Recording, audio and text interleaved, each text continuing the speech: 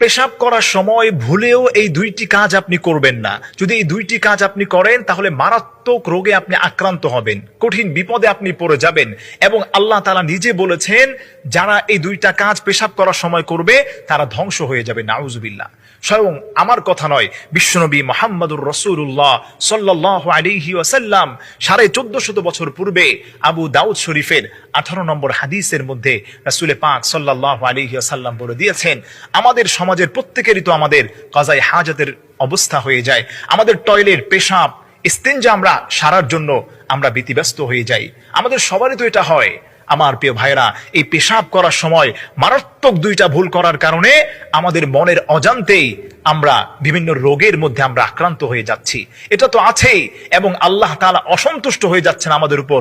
আল্লাহ তাআলা আমাদের উপর এত বেশি অসন্তুষ্ট হয়ে যায় এই দুইটা কাজ করার কারণে। রাসূল পাক সাল্লাল্লাহু আলাইহি ওয়াসাল্লাম বলেন, পেশাব করার সময় যদি কেউ এই দুইটা কাজ করে, এই দুইটা কাজ করার কারণে আল্লাহ রব্বুল ইজ্জত ওয়াল জালাল ওই বান্দার উপর অসন্তুষ্ট হয়ে যায়, নাউজুবিল্লাহ। আমার প্রিয় ভাইরা, আমাদেরকে সতর্ক থাকতে হবে।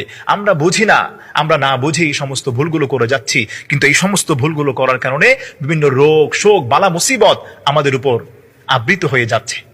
আমরা অনেকে অনেক সময় দেখতে পাই যে অনেকের কিডনিতে সমস্যা হচ্ছে, লিভারে সমস্যা হচ্ছে, অনেকের বিভিন্ন ধরনের রোগের মধ্যে আক্রান্ত, কিন্তু আমরা মনে করি না অন্য অন্য কাজ করার কারণে মনে হয় এই সমস্ত রোগ আমাদেরকে ধরেছে। কিন্তু না, রাসূল পাক সাল্লাল্লাহু আলাইহি ওয়াসাল্লাম 1450 বছর পূর্বে এই কথার অ্যান্সার তিনি দিয়ে গিয়েছেন, যা বর্তমান মেডিকেল সায়েন্স তারা প্রমাণ করছে। রাসূলের প্রত্যেকটা কথা আল্লাহ রাব্বুল ইজ্জত ওয়াল জালালের পক্ষ থেকে যে কথাগুলো তিনি বলেছেন, সব কথাগুলোই এখন পাই টু পাই ভাবে মানুষের কাছে তারা প্রমাণ করছে।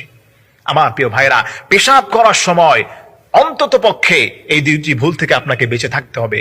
এক নম্বর হচ্ছে, হাদিসে পাকের মধ্যে আসছে, ওয়াল্লাযী বিয়াদিহি ফি তরিকিন ওয়াল্লাযী ইয়াতাখাল্লা ফি তরিকিন। হাদিসে পাকের মধ্যে আসছে, এক নম্বর ভুল হলো, কোনো মানুষ যদি, কোনো ব্যক্তি যদি রাস্তার মধ্যে পেশাব করে।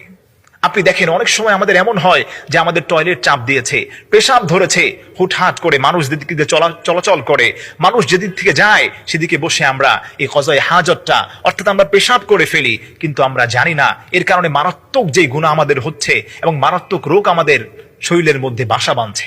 আমার প্রিয় ভাইরা, এই জন্য রাসূল পাক সাল্লাল্লাহু আলাইহি ওয়াসাল্লাম বলেছেন, তোমরা কুশ্চিন কালেও যার যত পেশাব ধরুক, যার যত টয়লেট চেপে থাকুক, তোমরা কখনোই রাস্তার মধ্যে পেশাব তোমরা করবে না। এই পেশাব যদি কেউ রাস্তার মধ্যে করে, আল্লাহ তাআলা ওই